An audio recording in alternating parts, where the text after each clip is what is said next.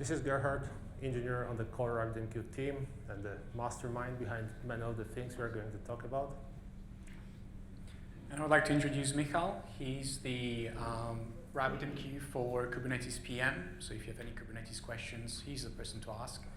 The one thing which I would disagree with you, Michal, on that previous note is that Michal is the mastermind behind this. Because he gave me the idea of Prometheus and I took it really far. So a couple of years after that thing happened, this thing is happening now, which I'm very excited about. And Michal will do an intro and then I'll follow up with the rest. Thank you. We have a lot of slides that are graphs or dashboards or basically maybe hard to see on a relatively small screen here. So if you want, you can go to gerhard.io and this presentation is available there so that you can look at your laptop if you prefer. All right, so what was the problem with the previous solution?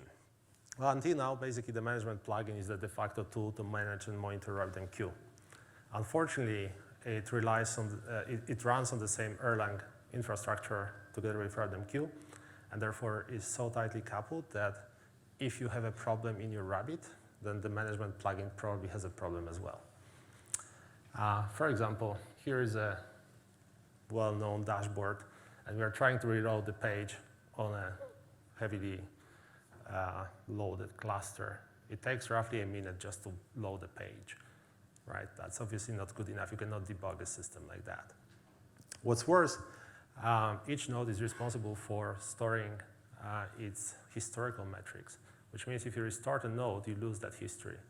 If you restore the whole cluster to solve a problem, you basically can no longer perform a post-mortem because you just deleted all evidence.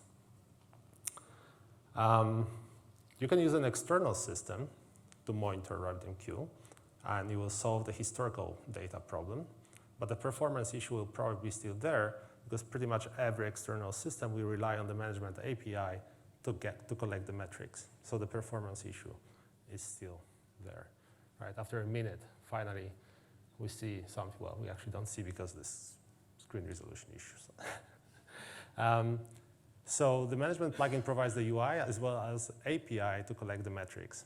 And here, for example, we measured how long it takes to query RabbitMQ exporter, which is a community plugin that adds Prometheus support, but relies on the management plugin to collect the metrics. As you can see in this example, 36 seconds just to collect the metrics, right? That's not good enough. You can only collect the metrics like once a minute in this scenario. Even though if you look at the minimum time, it's just 82 milliseconds, right? If the cluster is not busy, it's actually very fast.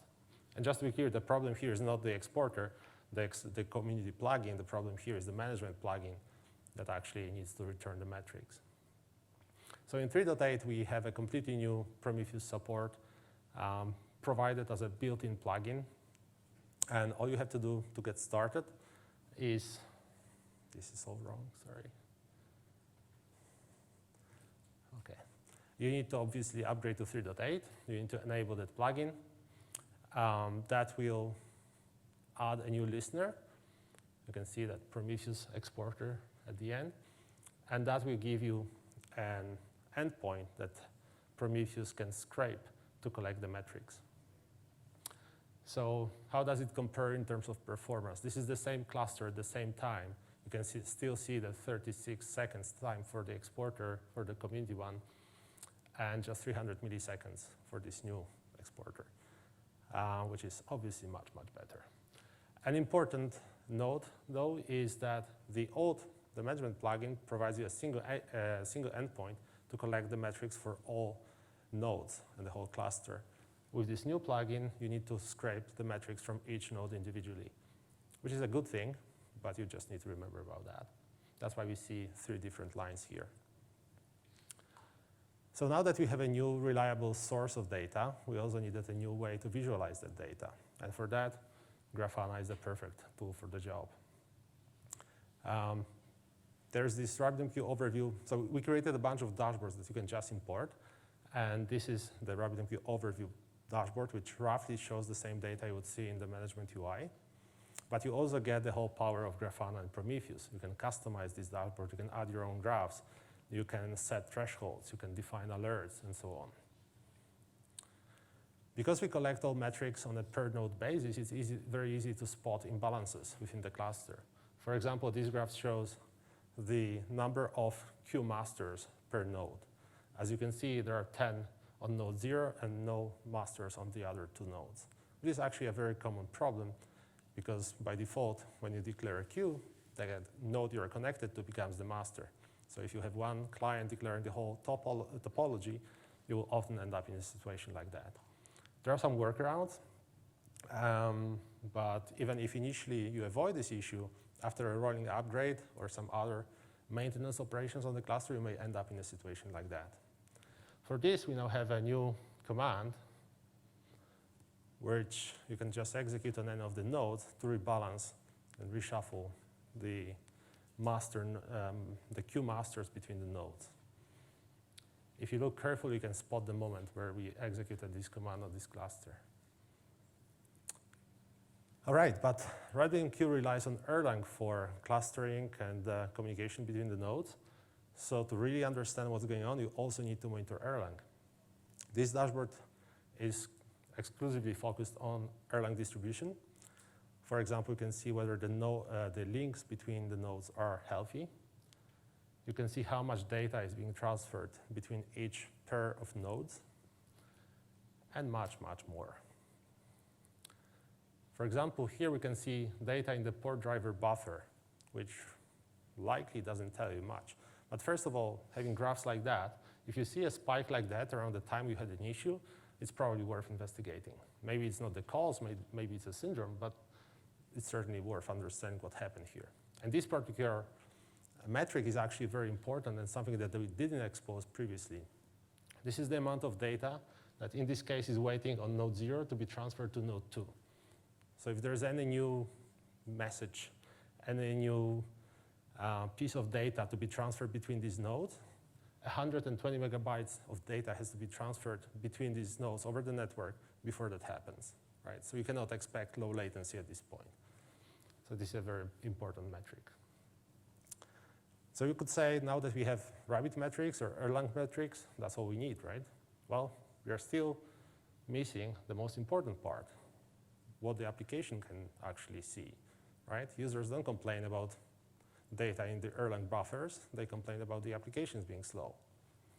So here we have a dashboard showing the latency and throughput for perf test, which is our internal application that we use for testing. You should basically instrument your own applications like that, which is not that hard. It's actually relatively easy. But even if you don't have that instrumentation, you can still deploy perf test to compare the numbers that your users or developers are reporting. If they say, I can only, I don't know, produce 1,000 messages a second, you can deploy perf test and see whether that's the problem, whether it's a problem with the cluster or maybe with the application, with the client. With so much data, sooner or later, you will see a piece of data that you don't understand. There will be a graph that has some weird spikes or weird curve, and you would like to understand what's going on. And therefore, for many of the graphs, you will see this eye icon that provides additional explanation of what this metric actually means. And it will link you to the relevant parts of the documentation. If that's not good enough, if you still have a problem, you still don't understand, you still can't solve the issue, Grafana has a great feature which allows you to share a snapshot of your dashboard. So instead of taking a screenshot that we need to then work with, you can actually expose a subset of your monitoring data to someone on the mailing list or with Pivotal, and then we can actually work with the data and not a screenshot of a dashboard. All right, so first of all, upgrade to 3.8. There are many amazing features waiting for you. It's technically even possible to run the management UI without the metrics subsystem. It's not a very beautiful dashboard when you do that, but we'll deal with that later. Please enable and visualize these metrics. that's the first step towards having factual data-driven conversations in the future. And when you ask for help, please help us help you and share these metrics so that we can actually understand what's going on. And with that, I will hand over to Gerhard, who will show us even more awesomeness. Thank you for that introduction and for warming the room up. I really appreciate it. Thank you very much. So we talked about the limitations in the existing RabbitMQ or in the previous RabbitMQ versions. We also heard about the new metric system in RabbitMQ 3.8. But all of this would be for nothing if there wasn't a higher goal, right? We're not trying to show off here. We're not trying to play with colors. We're trying to understand something. We're trying you to understand something and to have different conversations. So one of the things that keeps coming up or has been coming up over the years that I've been in the RabbitMQ community was what is happening when we're using mirrored queues? What is happening at a cluster level? What happens between the nodes? Also, this is something which keeps coming up is what's happening with the quorum queues. How are they different? Can you tell us, can you show us the benefits? And there is one very obvious benefit which I'll show you in the next couple of minutes. So this is a typical mirrored classic queue. It has one master and two mirrors. This runs in a 3-node cluster, and we're publishing 100 messages per second. Not high throughput, something fairly standard. The messages themselves have 10 kibibytes, and this is important, and one publisher, one consumer, so very simple setup, I would say. The thing to remember here is that there is a constant message flow, so we publish and consume messages constantly. And the throughput, both in and out, is 1 megabyte per second. So you're used to seeing this, the RabbitMQ management. You can see, okay, I can see my rate. Unfortunately, this is slightly cropped. We can see at the bottom the details where we see that the master is running on RabbitMQ 0. The first slave is running on RabbitMQ 2. And the second slave is running on RabbitMQ 1. We can't see it on this slide, but trust me, that's what's happening. You can check this online to see it. So you've already seen this dashboard. This is the Erlang distribution dashboard that shows you what is happening from an Erlang perspective. Low level, all communication goes via the Erlang distribution. This is a view into the Erlang distribution. The thing which I would like to point out here is that these will show you the state of the various links between nodes. And everything here looks healthy. All the links are up. There are 6 links. A RabbitMQ cluster is a complete graph, which means that every node connects to every other node. So because we have 3 nodes, we'll have 3 links. We'll have 6 links. But the thing which I would like to point out in this graph, other than that, and if you could see the top, is the data sent to peer nodes. So remember, we have 1 megabyte coming in and 1 megabyte going out. But what's happening at a cluster level, RabbitMQ 0 is sending 2 megabytes to RabbitMQ 2, which is the first slave. RabbitMQ 1 is sending 1 megabyte to RabbitMQ 0. And RabbitMQ 2 is sending 1 megabyte to RabbitMQ 1. Also, RabbitMQ 0 is also sending 1 megabyte to RabbitMQ 1. So what's all this traffic? Where is all this traffic coming from? So we have the master mirror, 2 megabytes, mirror 1 to mirror 2, 1 megabyte, mirror 2 to master 0, which completes the ring, and this is the chain replication. You can see the effects of the chain replication from a network perspective. And we can also see that master 0 is publishing messages to mirror 2. The reason why this happens is because not only your messages will be going around the cluster, you'll also have the channel which will publish the same messages into the mirrors. And the reason why this happens is you need to publish messages twice in this case, because if something fails, you have another copy of the message around. So what that means is that for the 1 megabyte coming in, for the 1 megabyte going out, you have 5 megabytes going around the cluster. That's a lot of data. Okay. Why does this matter? I mean, I just told this number, but why does this matter? The reason why this matters is because there is an absolute limit that the single Erlang distribution link can push. And this limit for 10 kilobyte payloads is actually 470 megabytes per second. Okay, so this is the absolute limit that a single link can publish, and this is OTP 22. So if you're using a previous version, it won't be better. If you're using a next version, now that's interesting. So we showed that graph that you've seen before to the OTP team, to the Erlang team, and we told them, hey, we've discovered this. What do you think about this? And they said, well, we knew there was a problem, but we didn't expect people to think or come across this limit. It's just basically how much data we copy around. And the way we copy data is not as efficient as it could be. 6 hours later, Gerhard Green did a PR which improves this. So that one graph helped the OTP team improve certain things in Erlang OTP itself, in the distribution itself, and how data is copied and transferred around. So this limit is now higher. Quorum queues, right? We've heard a lot about quorum queues. How are the quorum queues different from classic queues, from the mirrored classic queues? Same setup, same thing happening in the cluster. This is the difference. The difference is that we have only 1 megabyte going from the leader to one follower, and from the same leader to another follower. That's it. So in summary, the quorum queue is putting 2.5x less pressure on the Erlang distribution because of the much better algorithm. The replication algorithm that quorum queues use is so much better. And this is one way in which we can see that from a network perspective, you will be transferring less between nodes using quorum queues, doing exactly the same thing that mirrored classic queues are doing.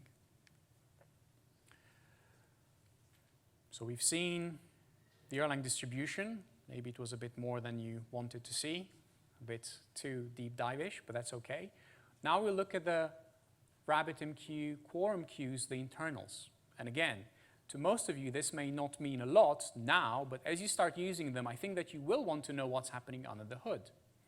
And maybe someone in your team will have experience with Raft or Erlang or different things that can see this and they can say, oh, hang on, actually I can tell you what's going on. So we can see the log entries that are being committed. We've heard about Carl talk about the log. We've heard how that works. Here we can see how many log entries are being committed per second. We can see a nice explanation of what that means and what is good and what is bad. So you can have a real-time view into the log operations on a node-by-node basis. If a node lags behind or if a node is ahead, it's good to know. Not only that, but another thing which again will come up, low latency was mentioned. So how long does it take for a log operation to be written to disk? This is it. We can see roughly a distribution of the logs being written to disk and how long they take, with also the explanation. And here at the bottom, we can see something very interesting. I won't cover all the dashboards, but here we can see members which have logs and how they get truncated. So we can see like those lines going up and down. But we can also see here a member for which the log operations keep going up. And this is something worth watching out for because eventually you will hit a limit. So in this case, maybe there's no consumers, right? And you have log operations being appended. Or maybe you can have a consumer which keeps rejecting messages, right? And the log keeps going up and up and up. It can't be truncated. This is what it looks like. Many reasons, but it's worth knowing when this happens. I think this is possibly one of the funniest questions to answer from my perspective. And I almost gave a talk at this conference about this. So there's a talk here. I won't have time, so I'll have to go quickly through this. But this keeps coming up. Hey, Rabbit, why did you eat all my memory? What is going on? I want to understand. I want to see what's going on. There's a dashboard that we built for this. It's called the Erlang Memory Allocators. And this is what it looks like. I wish we could fit everything here, but we can fit enough to point the allocators by type. So the binary allocator, right here in the corner, the binary allocator is the green line. And the binary allocator is on average using the most memory. So all your messages flowing through your cluster, through a RabbitMQ, will be using this allocator to allocate, deallocate things. So we can see a breakdown of all the different allocators. We can look at specific allocators, what's being used, what's not being used, how it's being released, the memory. To an Erlang expert, this is gold, right? Because they can really understand what is happening and they can dig deeper. To most of you, it may not make a lot of sense, but it's very helpful when you need it. Okay, we have eheap1 processes which use too much memory, and again, this is fairly stable, so this is a good RabbitMQ cluster and a good RabbitMQ node. And we can see also ETS. ETS is Erlang term storage, all in memory. The RabbitMQ metrics are actually stored here. So if you still use the RabbitMQ management and you query it, a lot of data will show up here, especially if you have lots of objects. So the new system doesn't use this, so it will put minimal pressure on ETS. But the other thing which puts pressure on the ETS is quorum queues. So that's what gets used for the logs. So this is one to watch. Okay. You can discover more dashboards. You can go to grafana.com. We have an org, RabbitMQ. We've already published a couple. You can check them out. And you can also make your own dashboards. So a lot of the cutting edge stuff that we haven't published yet or in the process of publishing are in the RabbitMQ Prometheus repo. There's a make target that you can run. It can generate an import-friendly dashboard, and you can import in your Grafana. So now that you get a sense of all the new things you can start understanding and all the new conversations we can start having, let's discuss about observing RabbitMQ from a different perspective, from the CLI. And I think most of you here are familiar with HTOP. It's a tool which I really like to use. It's a bit like TOP, but slightly more colorful. It gives you a better idea of what's happening on your system. So in this case, we can see memory, CPU usage, different threads. It's really helpful to get a quick idea of what's happening in your system. In RabbitMQ 3.8.0, RabbitMQ Diagnostics Observer, if you run this command, you get the equivalent of HTOP, but for the RabbitMQ node. This was actually backported as far as 3.7.15, so you will have it for a while. But what we are suggesting is to go to 3.8.0 because there are a lot of good improvements in there. Now, unfortunately, we can't see all of this, but it will in a minute. There you go. This is what it looks like. If you run the command, this is what it looks like, and this is a single Erlang VM. So very similar, ncurses based. For example, here we can see all the processes, all the Erlang processes running on the node, sorted by memory. Very useful, right? As well as schedulers and many, many other interesting things. We can also sort processes on a single node by number of reductions, so we can see how hard they work, right? We can also go and, for example, inspect a specific process. Hey, what's happening in that quorum queue process, right? All in the CLI, very easy, just type some commands. We can inspect state. This may be, again, for most of you, maybe overkill, but it's good for those that need it, that you can have it so easily.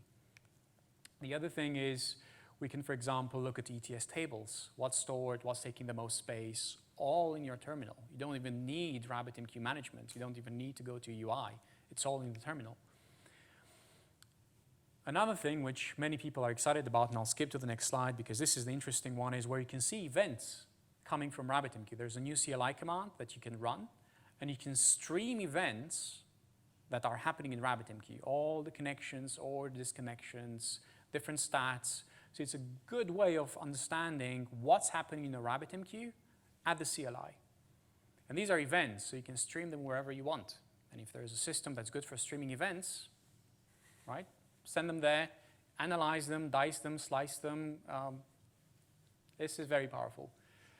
But that's not all. There are so many other commands. There's like a whole section on diagnostics on observability in RabbitMQ Diagnostics. You can tail logs, you can see runtime thread stats, so many things you can see in the CLI, not needing any external system, just RabbitMQ itself and a terminal. So how much time do I have? A lot of time? Yep. Excellent. I think we'll do a demo. Yes, I wasn't planning for this. I like this. Anyways, let's talk about what happens next. So what's going to happen next? We have a couple of things in mind. And the first thing, which was already mentioned a couple of times, we would like to see more metrics. So we already exposed a lot of metrics, but some of the users that are used to using, for example, RabbitMQ Exporter, which is a community plugin that is that works with RabbitMQ to get metrics, expose them in Prometheus format, exposes a lot more metrics. And there are certain metrics that people would like to see that we don't have yet in RabbitMQ Prometheus. So we would like to expose more metrics, and while we do that, we would also like to address the high cardinality. What that means is that RabbitMQ can expose a lot of metrics, and this is something that RabbitMQ itself has to struggle for many years, where there's a lot of data. What do we do with that data? A lot of metrics. It will take up memory, it will take up disk. And if you want to slice and dice your data in all the fun and interesting ways, you will have a lot of metrics. how do you handle that? So you want metrics, and if you have metrics, there's the problem that there's too many metrics. This is like a catch-22, almost like, and you need them and you don't have them, so it's very complicated. But we're trying to do the best we can, and we're trying to address some of the limitations while still offering good metrics, accurate metrics, detailed metrics. We'll be building more dashboards because we know that we're only just getting started with this. So a lot of users have been asking about queues. Okay, but how can I see my queue state?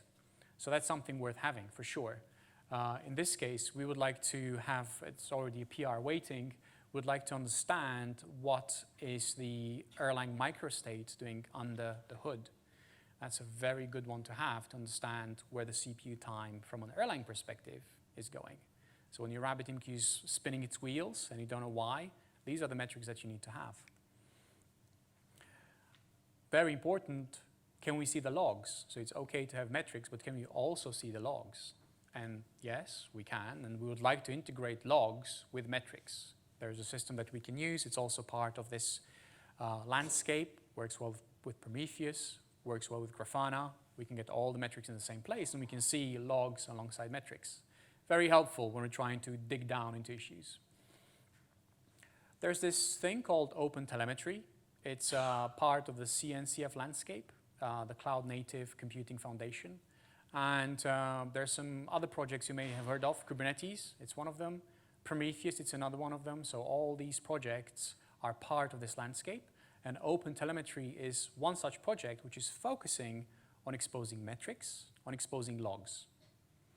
And the reason why this is important is because there is a standardized way of exposing this data, and you can use it in your applications. You can use it in any sort of system, and there are certain integrations that you have to do, and then you can send metrics to whichever system you want. So you don't have to use Prometheus if you don't want to. You can use something else. That's perfectly fine. You don't need to use any adapters. It's just in configuration. Now that we got towards the end, what's worth remembering from all this? The first thing which is worth remembering is starting to have different conversations. It's not so much about metrics. It's about having the data that's required to have different conversations. I mean, people wouldn't tell us that something is wrong and this is like a log snippet or this is like a screenshot. That's what we actually get. It's really difficult to help those people because we just don't have enough details. So having these metrics and having the tools needed to understand what is happening under the hood, we can have different conversations. We can actually help people rather than tell them to upgrade, which is what will happen a lot of the time because that will fix some issues. It may fix your issue as well. It may not, but that's the best that we can suggest. Everything else takes so much time, and we don't have that much time to dig and ask for logs and metrics and screenshots. It can take weeks to get to the bottom of anything, and it's very, very wasteful on everybody's time. The goal is to understand and to improve. The goal is not to look at my metrics. I've arrived. I'm exposing every single metrics. The goal is to understand what is happening under the hood. And one of the things traps which we could fall into is exposing too many metrics, overwhelming you. So that's why there isn't one dashboard that we could give you that would be good enough, because it will either have too little or too much. So that's a real risk while we do this, and that's why we try to be conscious of what are we trying to show in this dashboard, what story are we trying to tell, and what dashboards are we missing, rather than trying to cram many, many things in one. It's just impossible to do that. Also, you can't just get there. So it's not a matter of, okay, I'm 100% observable. There's no such thing. And also, there's no such thing as I'm more observable than system X or product X. We will improve RabbitMQ by doing this. We already have improved not only RabbitMQ, but the Erlang, and we've seen that pull request, which is a direct result of that dashboard. So we have improved Erlang OTP by having the right graph, the one graph that shows what the problem is. So things are already improving, things are getting better, and it's not just us, it's everybody around us.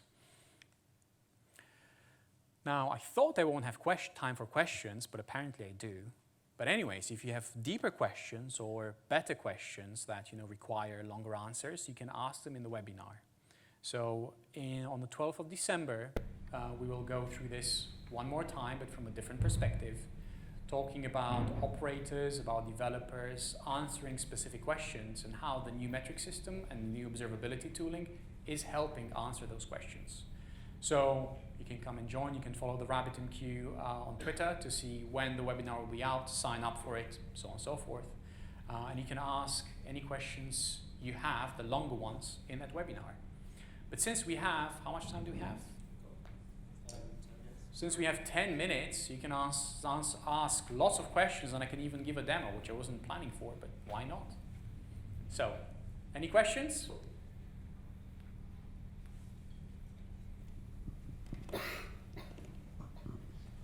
A little bit off topic, but if no one else is asking a question, maybe you can expand a little bit on the log aggregation part. Mm-hmm. Okay. So for log aggregation, we were going to look at Loki.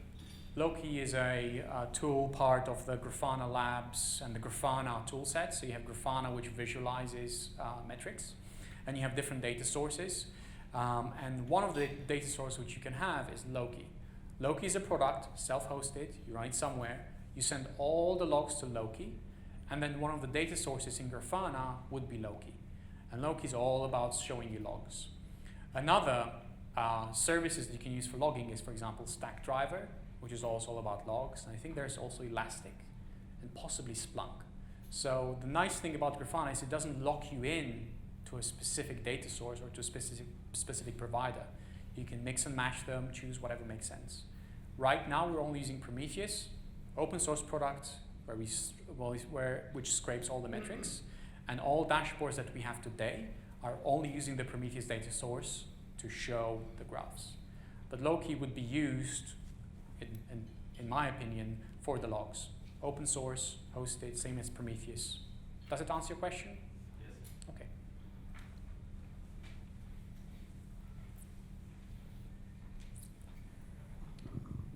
Thanks. Will those new Grafana dashboards work for the old Prometheus exporter plugin as well?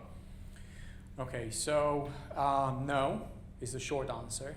The longer answer is they could, so we could adapt them. And so just to give you a bit of history, when we started looking at Prometheus support, we started by working on the existing plugin. So the Prometheus RabbitMQ exporter, that's Ilya's plugin, Detrix, the community plugin. We worked with Ilya to improve that plugin to make it as good as it could be. And we got to a point where we couldn't improve it anymore by making some big changes, to the point it would be a different plugin. So we thought, how about just taking the best bits and doing them in RabbitMQ so that you don't have to download this other plugin, set it up, then have dashboards, and it was just more difficult to work with that. So rather than doing that, we built something that's a slimmer version that has also dashboards that go with it. And because we control the plugin and the dashboards, it's much easier to keep them in sync, right? Because if there was someone else's plugin, then we would need to be aware of PRs, it'd be a bit more difficult. Now, will it work with RabbitMQ Exporter, which by the way is a different plugin? It's another plugin which you run besides RabbitMQ. It talks to the management API, and it exposes metrics in the Prometheus format. Same answer, no, we wouldn't. But we would like to maybe improve our plugin, the RabbitMQ Prometheus plugin, to expose similar metrics that the most popular RabbitMQ Export exposes as a transition period. So that would make sense.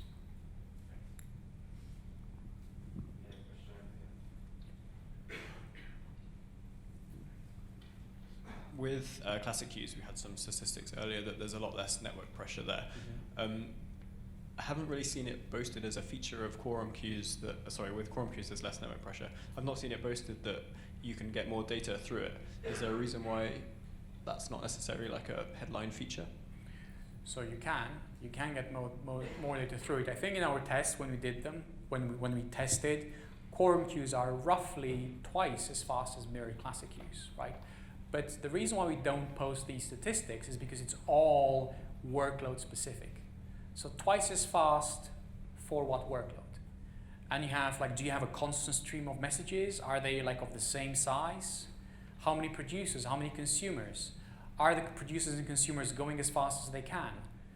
And there are like so many variables that would be very difficult to say a default, like for the, it's like, but on average, quorum queues are faster. They're doing less work. They also tend to use a bit more memory.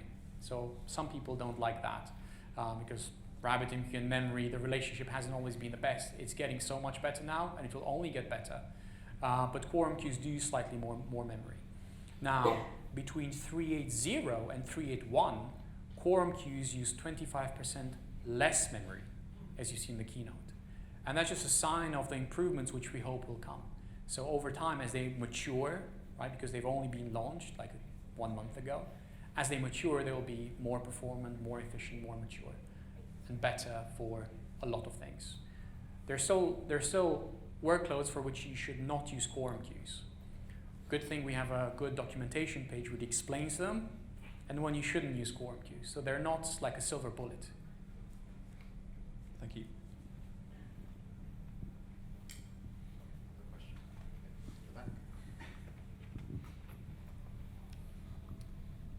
Yeah, so I was just wondering, I'm sure I remember some user was using Influx, and there was a way of using Telegraph to scrape. Yes, so thank I was you just for curious, because I reminding me know that, a lot yeah. of people use Influx, so don't use Prometheus. I was wondering. Right, so thank you, Jack, for reminding me something very important. So the reason why we chose Prometheus is that it's not a certain vendor, and it's not a technology that we particularly like. That was not the main reason. The main reason was that the Prometheus format, the metrics, is becoming the open metrics format. So the different monitoring solutions are standardizing on what metrics should look like. They're called open metrics. So if you go and check them out, check open metrics out, it's part of the CNCF landscape. And what it means is that everybody can use the same format, whether it's Influx, whether it's Datadog, whether it's Prometheus. It doesn't matter who you are. The format is standard, just as HTTP is standard and ANQP 091 is standard. It's a format in which we expose metrics, and we don't care which tool you use. So the Prometheus format is more than just for Prometheus. You can use Telegraph, connect into your RabbitMQ Prometheus endpoint, and then you can get your metrics in InfluxDB. Same thing for Datadog. Whatever you're using, software as a service, open source, you can do that. It's a format which is becoming a standard in the cloud native computing foundation landscape.